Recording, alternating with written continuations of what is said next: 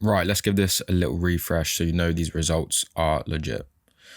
So in this video, I'm going to be going from 0 to 100K per month, dropshipping like an adult. And what do I mean dropshipping like an adult? Let me show you this. This was a slide that we did in one of the live calls the other night. The store on the left was a store I built and exited over the period of 3 years. And the store on the right is another store that is seasonal, trendy. Let's look at the difference. So this has 3 years of long-term growth. Our best month was $400,000. This is in pounds. It converts to about $400,000 in a single month. This is an up and down spike over the period of like 2 months. That on the right is not sustainable. This is what most people on YouTube or in the guru space talk about. Mass testing products, low AOV, no returning customers, gimmicky products. That is not financial freedom. That is not an adult business. The one on the left is an adult's business. Steady income, sustainable, long-term, branded. So the store on the left, I actually built this myself. You can go back and look at all my videos on YouTube, the beginning, and I show you this store. I scaled this over 3 years and I exited the company because I built it and exponentially grew it over 3 years. It's allowed me to live in Bali, Dubai for the last 3 years, travel the world and make a shit ton of cash from one e-com store, not mass testing multiple products, multiple stores and stopping and starting. So if you've been researching e-com or you've been in the game, you know this. Every guru tells you to sell an electric fan or some shit like that, a stupid product that's just not going to last long. It's not an evergreen niche. There's no LTV. There's no returning customers. You can't advertise on all platforms like Facebook, Google, Pinterest. You can't really use email marketing because there's nothing for the customers to come back. The store on the left that I built had returning customers. We grew the social medias organically and we built a legit company with real hires and team members. So that is what I'm going to be talking about in this video. The reason this is so important, I want to get this across, and what I figured out, this is like niche branded dropshipping. The reason it out trumps all the other dropshipping methods is because you can build it over time. So let's say you even have a bad month with the business, you've still got enough capital, you've still got an email list, you've still got like Instagram followers, you can release new products to the brand. That is the beauty of it. It's not a one trick pony. You can develop it over time. So that's why it's so important. I really want to get this point across. The store I showed you on the screen, the results, this is exactly the same method. It's niche branded. I think we've done about $650,000 this year so far, and we literally just started it with massive profit margins, like 35% profit margins, because it's a niche branded store. You make money not just on the front end, but the returning customers. You can drop new products, and if you have a new product, you can release that product to your email list. That's free money that you don't have to keep spending on ads. This video, I'm dropping value for free. If you don't want to listen, I advise you leave now, because this is my 8 years of e-commerce experience. I'm going to be explaining exactly what I would do if I was starting from zero now. And I am actually starting from zero. I've been building an e-commerce brand in the background, and we had our first 2 profitable days, again, using this method. It's a new store we started and I've been documenting on the channel. 0 to $100,000 per month with niche branded dropshipping. And what are the benefits? Long-term sustainability, exitability, and just generally making actual money from dropshipping. So I've got 2 friends. One of them's doing $1 million per month. One just sold their business as well for 750K with the same broker I used. What were they both stores? Niche branded dropshipping. This is the information you need to understand of how to execute this and what are the processes and steps to achieve this, because everything else is on the line for free. You can look how to run a Facebook ad, you can look how to find the winning product, but no one shows you the process of building these companies. If you know the process, everything else you can learn for free. So I'm going to be going through the process. I built like a flow diagram sheet. So firstly, like, comment, subscribe. I really appreciate it. I'm making these videos for free. You're getting loads of information, so it's the least you could do. Other than that, we've got a Discord community below where we host live calls. I'm going to put some resources in there as well, so you can check that out. As well as that, if you think you get on with me and you like what I'm talking about and you sort of resonate with it, we also work with people like you starting or scaling stores, implementing dropshipping, branded, long-term sustainability, or if you've got a custom product, we can scale that too. So we've got some clients, we've got some really good results as well. You can book a call below. Let's get into this. I understand this looks super simple, but this is basically the 3-step process on how we're going to build a $100,000 per month ecom brand. So the stages: validation, foundations, scale. So there's 3 stages of building an e-commerce brand. This is the process. So you can screenshot this if you want, or obviously just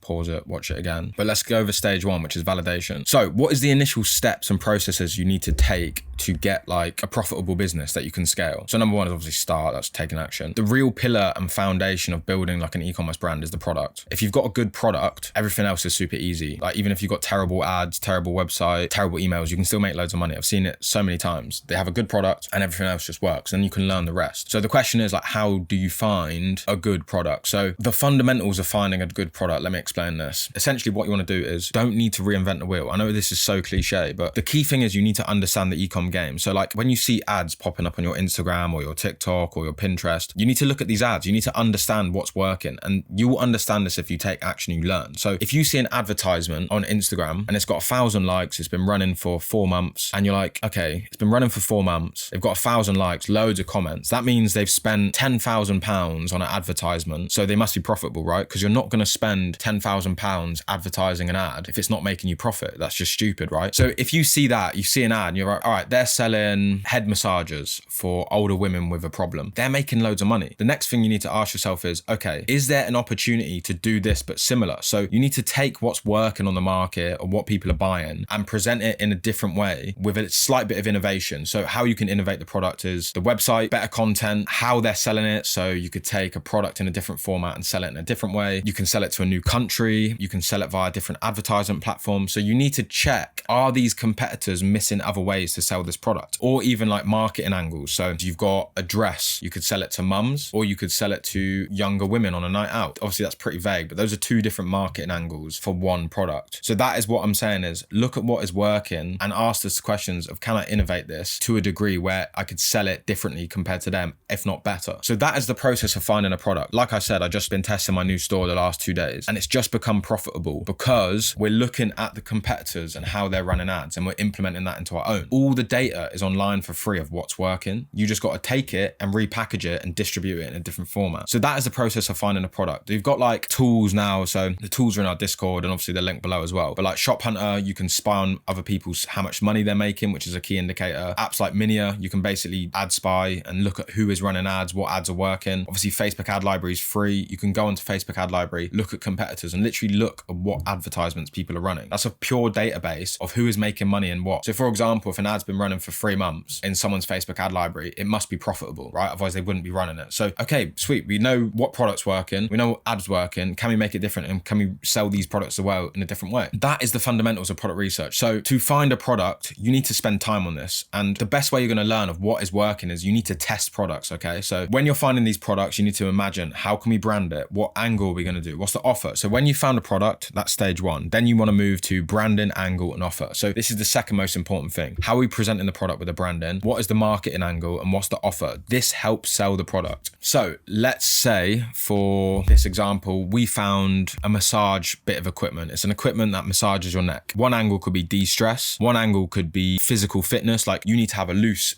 neck to be good at fitness. Those are two different angles. So when you found these products, you need to think, all right, what angles and how can we market this and what can we test to sell this product, as well as branding. What is the branding? Branding is like what products you sell, who you're marketing it to, the logos, etc. Can you brand it differently to the competitors? And finally, the offer is, all right, how are you going to make sure people buy this product? Buy one, get one free, 10% discount, buy one, get two free, 50% off, seasonal sale. That's how you convert the people at the end, okay? That is stage two. How can we market, sell this product? Process two is, all right, we've got the product, we've decided the branding, the angle, and the offer. Now we need to create the content. So this is where you go ahead and create the ads. And what you're going to do for that? Number one, find all your competitors. Number two, make all the competitors' ads, but different, okay? And then you want to test them. The reason why most people fail is when they're making advertisements for Facebook ads, TikTok ads, Google ads, they make like 4 ads, 4 creatives. That's nothing. On this new brand I've already tested like 20 creatives for literally one product, and we've only just started to become profitable. You need to build batches of creatives to test these products. That's how you get the most chance of success, because you're not leaving any stone unturned for this product. Obviously, if the data for the product is absolutely shocking, then the product will be bad. But if the data is okay and you can improve it, yeah, it will probably come down to the content. That comes into the final process, test. So what is the process? Find a product, design the branding, angle, and offer, create the content, and test it. So you can test it once you've built the Shopify store, you got the content, and you can launch it on Facebook is what I would suggest, product dependent, or Google, Pinterest, or TikTok, depending on the product. Then you test it. Once you're testing, what is the next process? So the next process is basically foundations. You need to get solid foundations. So now we're in the phase of product creative validation phase. We need to understand, is this product good? Are the creatives working? Are the offers working? We need to get solid confirmation of that. If the data when you're testing the ads is absolutely terrible, so you're 0.5 ROAS or barely break even and you've done everything really good, you think, you need to go back to the finding the product phase. But let's say you get like a just profitable then break even, you're like 1.6 ROAS and your break even ROAS is like a 1.3. For people that don't know what that is, like the money you spend on ads, you're making a little bit of profit. Now we need to come into, all right, we understand the product works. We've got 1 or 2 creatives that are working. Now we need to build from that. This is our leverage, which is what I'll show you. I'm going to show you quickly the ad account of the store I've just launched, and you can see this in action, the product and creative validation phase. As you can see, the last 2 days on this store, we were testing, we found the product, we built the creatives, and we had the branding and offer. What did we do? We launched all these creatives. This is a dynamic testing creative CBO. We tested this for 2 days and we got a 2.3 ROAS for this product and this batch of creatives. We had 2 creatives that were profitable. This one better, 2.7 ROAS. This is a profitable creative on our first 2 days of testing, which means we've got a product that could work and a creative that could work. So what is the next stage? The next stage is building on the successful creative. So now we understand we've got leverage. We've got something that kind of works. Now we need to build from it. So firstly, we want to build up this foundation of cash flow. So number one, these 2 performing ads, I basically want to put them into an Advantage Plus. And that is what we've just launched. We've just launched an Advantage Plus campaign on Facebook to put the winning creatives in to generate a bit more cash flow. Even if it's break even, this is giving everything more data for the Facebook ads, the website, everything, and traffic. And we're building up the email list to build this $100,000 per month brand. It's good that I can show this stage as well, because I'm currently doing it as well right now for a new store. The next phase is, okay, we need to build on what is working. So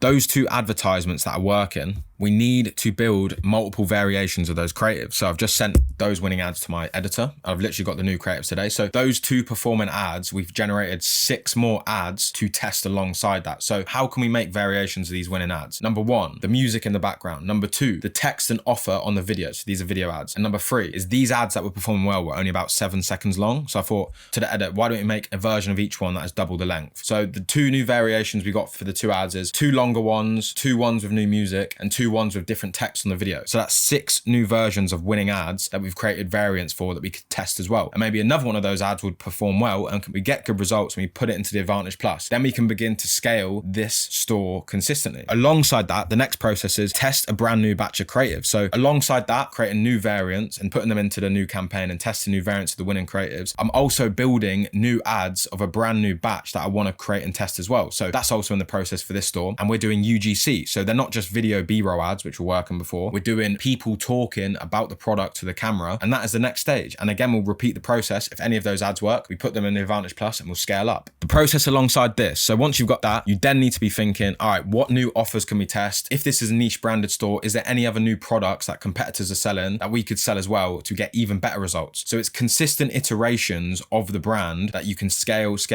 And once something pops really well, that's when we take it to 100K per month with ease. So the first initial process stages is like building a foundation of revenue and slight profitability to which we can continually test new things within the niche branded store, whilst collecting email data, building up the social medias, posting organically, and building a little company. So at the end of the stage, we'll have solid profitable foundations with consistently building 10 to 30K per month e-com store, but it's profitable, which is beautiful. What is the next stage? The next stage is scaling, okay? This is easy. Once you have a product that's working, once you have creatives that are working, once you have an offer that is working, getting from 30K to a month to 100K per month is very easy. Number 1, you can implement emails. So that is Klaviyo email marketing. If someone signs up to your email list, you can send them with loads of follow-up emails. Or if someone is going to purchase, you can send them up with multiple follow-up emails again. That will increase your profit margin. The next thing to do is omnipresent marketing. So you can start launching your products on Twitter ads, Pinterest ads, Google ads, TikTok ads, Facebook ads. Start hitting all the avenues because it works, right? That's how you scale up. Hit more avenues with the winning creators you got. Another thing to do, multiple countries. If your goods are selling in the UK, why not launch in the USA, Europe? You can scale up that way easily to get to 100K per month, especially USA. 100K a month in the USA is nothing. Another thing to do to scale up is hire. So you could hire someone for the Facebook ads, content creation, sort of make slight implementations. To get to 100K a month, you yourself, once you've got everything working, can scale the budgets on the Facebook ads very easily. So I'll show you the structure now of a 100K per month Facebook ad account, and it's so easy. Once the product's in place, the creative's in place, the offer's in place, email marketing as well, everything's super easy. This is what it looks like with a Facebook account doing over $100,000 per month. As you can see, scaling in the UK, scaling in the USA, scaling in Australia, scaling countries, retargeting, and the testing campaign. And what are they doing? So each Advantage Plus campaign is scaling a winning product. So there's one winning product on their store out of the niche branded stores. But how does that work? So 80% of the sales come from one product, and that extra 20% of the sales is all the other products in your store, but they're upsells. Every time someone comes to your store and buys more than one item, that is extra profit, but you can't do that with a one product store. This is why niche branded stores work really good. As you can see, these results are sick, but this is what your account will look like once you develop the niche branded store and you consistently work on the process of testing new batches of creatives, testing them, putting them in Advantage Plus, looking for new products, testing that, building it on the store, all within one niche branded store. It's one company. Build the email list, collect emails, and build the social media following. So to finish, what you guys need to understand is